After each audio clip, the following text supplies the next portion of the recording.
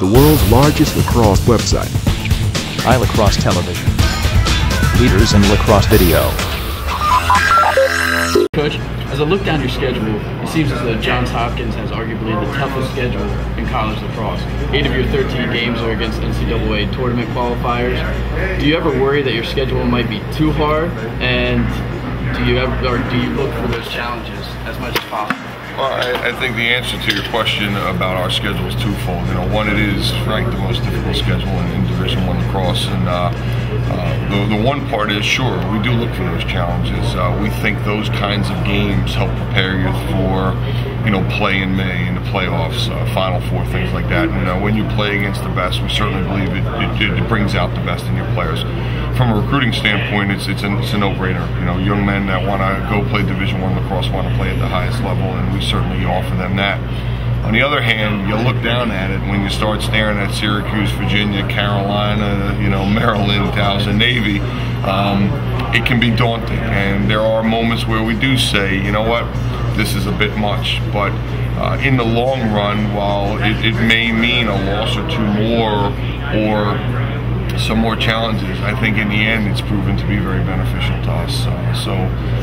You know, the plans, Duke is no longer on the schedule, but with the exception of them, their schedule has remained the same, and I think it's something that we're excited to face the challenges. And tell us, what players on your team do we need to look out for this year? Well, you know, gone are some of the household names that we've had the last 4 years, the Paul Rabels, Kevin Huntleys, Stephen Peisers.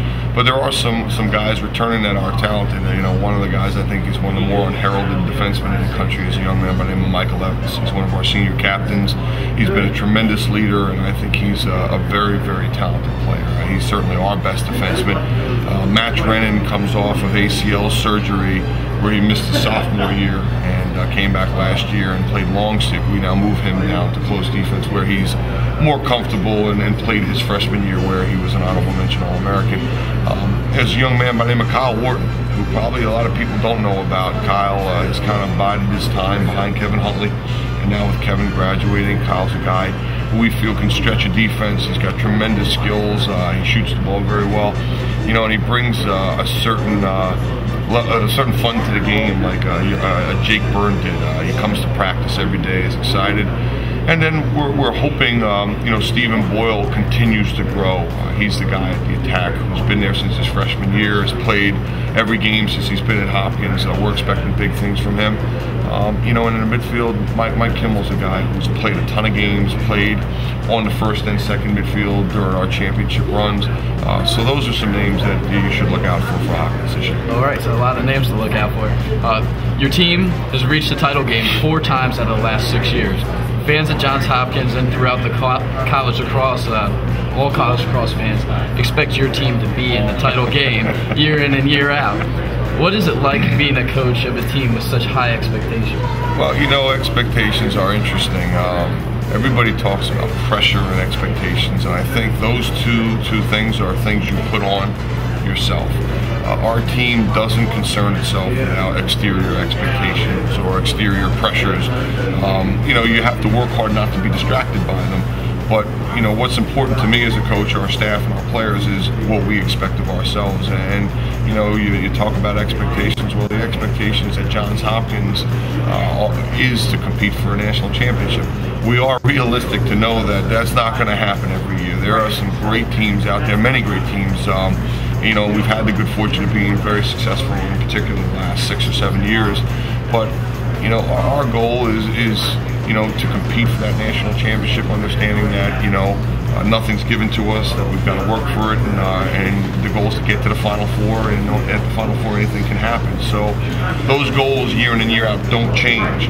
The challenges that you face to get there is what changes. So, you know, we're excited. We enjoy those expectations. It's something I think we kind of thrive on. Okay. And then last question, I'm going to take you back to last year. Hopkins was a very streaky team. You guys started off 3-0, and then you went into a 5-game losing streak, and then you turned your season around with an 8-game winning streak that took you all the way to the title game. What can you and the remaining players from that team take from last year to make sure that your season is more consistent this year? Well, you know, to avoid what happened last year, I think you hit the nail right on the head when you were use the word consistent. You know, when I did several interviews last year, people would ask, well, what do you think of your team? And I would simply say, you know, the most consistent thing about us is that we're inconsistent. And that really defined us. And you'll look at our play, 3-0, in a 5-game losing streak. And during that 5-game losing streak, we played some bad lacrosse in our opinion, but we played some good lacrosse too. We played a heck of a game against Virginia and lost to a quality team. And then we turned it around. And what do we take from that? I think number one, our guys need to take from it that just because we're at Johns Hopkins doesn't mean anything. We're not owed anything. We're not given anything. You have to earn your keep every day. The other thing is that we have had a lot of success, and we can't rest on the laurels and the achievements of a past group. Every year is different. Every team is different. Every group of leaders is different. So we have to go out and prove ourselves each year. And then the last two things is practice and leadership. We need to make sure we understand how important practice is, and that, you know, practice defines the level of success we have on Saturdays or on game day, and that leadership is critical. And thankfully, you know, this year we feel like we've got 3 young men that are outstanding leaders that are setting not only the standard for moral courage, but the standard for work ethic and excellence. So we think those are the things that we can learn from, you know, last year's ups and downs or hiccups, whatever you'd like to call it. Okay, very good. Well, best of luck, Coach, and thanks for... Appreciate it. Nice to talk with you.